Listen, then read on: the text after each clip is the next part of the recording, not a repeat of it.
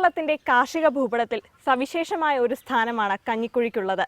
പച്ചക്കറികളുടെ ഉൽപ്പാദനത്തിൽ വിപ്ലവം സൃഷ്ടിച്ച കഞ്ഞിക്കുഴിയിലെ ഒരു കർഷകനെയാണ് ഇന്ന് നമ്മൾ അടുത്തറിയാൻ പോകുന്നത്. കൃഷിയിലും വിപണനത്തിലും എങ്ങനെ വിജയം സൃഷ്ടിക്കാമെന്ന് അദ്ദേഹം നമുക്ക് പറഞ്ഞു തരും. സനുമോനെ പരിചയപ്പെടാം.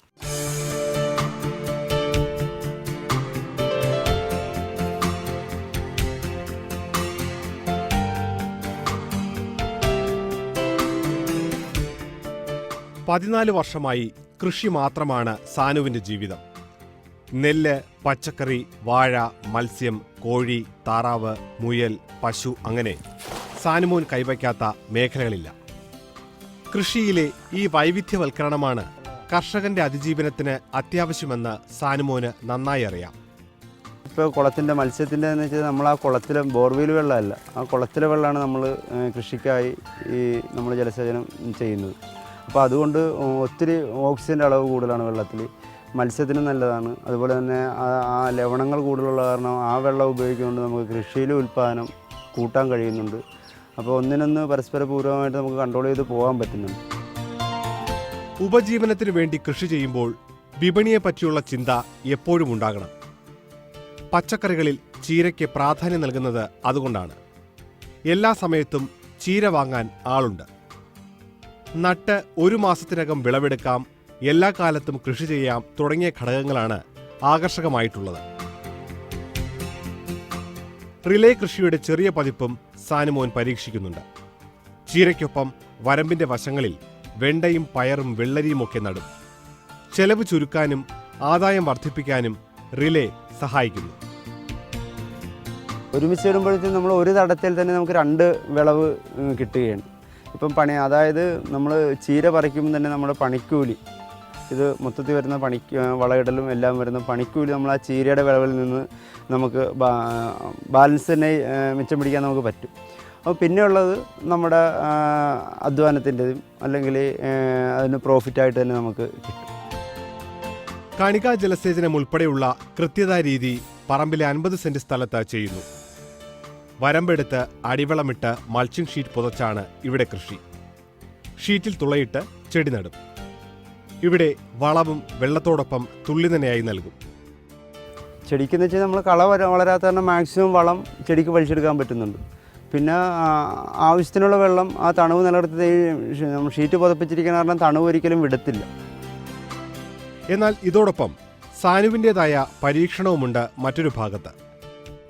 ഇവിടെ കൃത്യതാ കൃഷി രീതിയിൽ നിന്ന് മൾച്ചിങ് അഥവാ പുതയിടൽ സാനുമോൻ സ്വീകരിച്ചിട്ടുണ്ട്. എന്നാൽ ജലസേചനം സാധാരണ രീതിയിൽ ചെയ്യും. അതാണ് ചെലവ് കുറഞ്ഞ സാനു മോഡൽ മൾച്ചിങ് കൃഷി. ഇത്രയും പൈസ മുടക്കാതെ സാധാരണപ്പെട്ട കർഷകർക്ക് ചെയ്യാനായിട്ട് ഏറ്റവും കാരണം നമുക്ക് പണിക്കാശ് മാക്സിമം കുറക്കുക, കള പറിക്കേണ്ട, തടം കോരണ്ട, ആദ്യം ചെയ്യുന്നത് മാത്രം ചെയ്താൽ മതി. അല്ലാതെ നമ്മൾ ഓപ്പൺ ഏരിയ കൃഷി ചെയ്യുമ്പോഴത്തേക്ക് തടം 2 പ്രാവശ്യം തടം വെക്കണം, പിന്നെ അതിൻ്റെ ചുവട്ടിൽ തന്നെ കള പറിച്ച് കളയണം. ഇതൊക്കെ നമുക്ക് ഒഴിവാക്കാൻ പറ്റും. ആദ്യം വളം ആദ്യം കൊടുക്കണമെന്ന് മാത്രമേ ഉള്ളൂ. കള ഒഴിവാക്കാനും പരമാവധി വളം ചെടിക്ക് കിട്ടാനും ഈ രീതി സഹായിച്ചു. പ്ലാസ്റ്റിക് പുത മണ്ണിന്റെ തണുപ്പ് നിലനിർത്തുകയും ചെയ്യും. എന്നാൽ തുള്ളിനനയുടെ ചെലവ് കുറയ്ക്കാനുമാകും. 4 ഏക്കറാണ് സാനുവിന്റെ കൃഷിയിടം. പച്ചക്കറിക്കായി നീക്കിവച്ച സ്ഥലത്ത് പടവലും പാവലുമൊക്കെ പന്തലിട്ട് ഭംഗിയായി വളർത്തുന്നു. പീച്ചിലും നല്ല വിളവ് നൽകി സാനുവിനെ സന്തോഷിപ്പിക്കുന്നു. പൂർണ്ണമായും ജൈവരീതിയിലെ കൃഷിയാണ് ഇവിടെ. വിളകൾ ഇടയ്ക്കിടെ മാറ്റിക്കൊണ്ടിരിക്കാനും സാനു പ്രത്യേകം ശ്രദ്ധിക്കും. ഇപ്പോൾ പച്ചക്കറി തഴച്ചു വളരുന്ന ഈ മണ്ണ് കുറച്ചു കഴിയുമ്പോൾ വാഴ, കപ്പ, നെല്ല് എന്നിവയ്ക്കൊക്കെ ഇടമായി മാറും.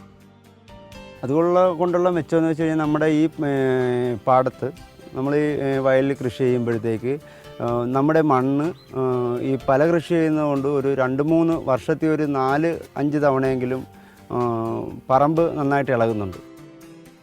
ഒരു കൃഷിയിൽ കേന്ദ്രീകരിക്കേണ്ടതില്ല എന്ന തീരുമാനത്തിന്റെ ഭാഗമായി തന്നെയാണ് മത്സ്യകൃഷിക്ക് തന്റെ ഭൂമിയിൽ സ്ഥലം നീക്കിവെക്കാൻ കാരണം. കട്ല, രോഹു, തിലേപ്പിയ, ജയൻ ഗൗരാമി, നാടൻ കാരി തുടങ്ങിയവയാണ് പ്രധാന ഇനങ്ങൾ. കാരി എന്ന് വെച്ച് കഴിഞ്ഞാൽ നല്ല ഒരു ആദായമാണ്. കാരണം കാരിയുടെ കൂട്ടത്തിൽ നമുക്ക് സിലോപ്പിയ കൂടെ വളർത്തിക്കൊണ്ട് പോവുകയും ചെയ്യാം. അത് രണ്ടും കൂടെ കിടന്നു കഴിഞ്ഞാൽ ഈ സിലോപ്പിയയുടെ കാഷ്ടം കാരി കഴിക്കുകയും ചെയ്യും.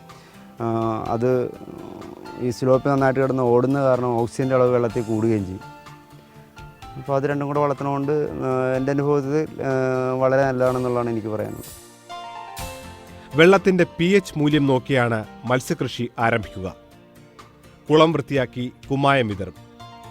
കുറച്ച് ചാണകവും വെള്ളത്തിൽ ഒരു ചെറുതായിട്ട് ചാക്കിൽ അല്ലെങ്കിൽ കെട്ടിയിട്ട് ഹോൾട്ട് എന്തെങ്കിലും പ്ലാസ്റ്റിക്കിലെ ചാക്കിൽ തന്നെയാണ് കെട്ടിയിടുന്നത്.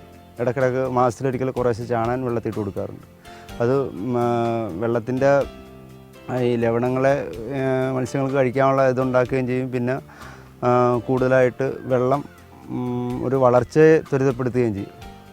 ഇതുങ്ങൾ കുറേശ്ശെ കഴിക്കുകയും ചെയ്യും. പറമ്പിലെ 4 കുളങ്ങൾ ഉപയോഗിച്ച് മീൻ നഴ്സറിയും നടത്തുന്നുണ്ട്.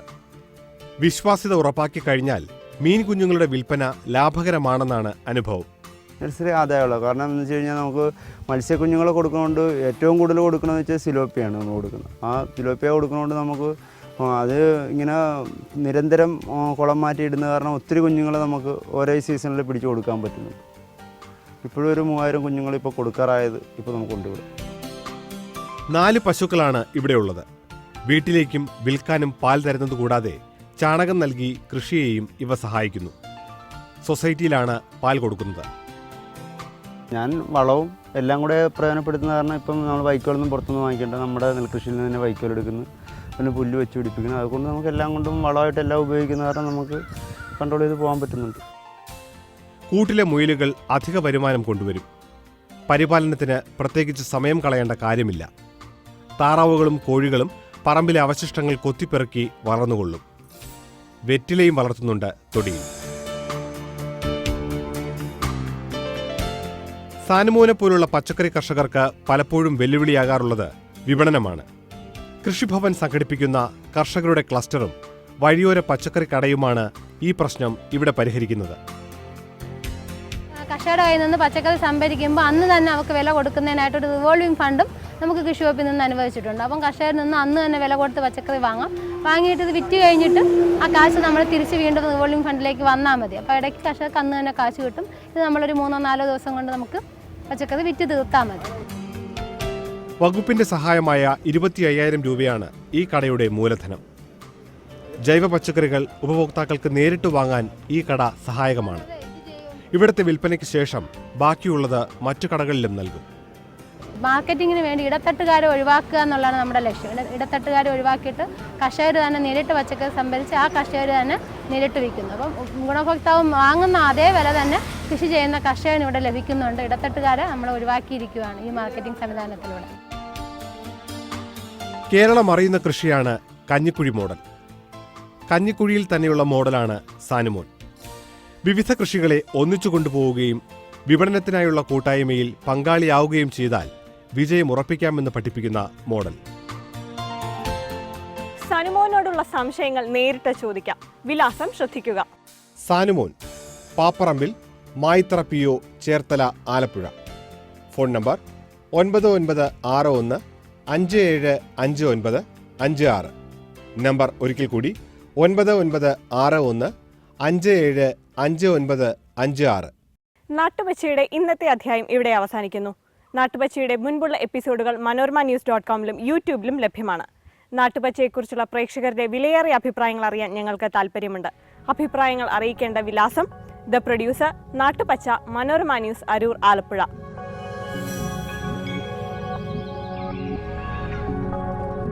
വീണ്ടും കാണും വരെ നന്ദി, നമസ്കാരം.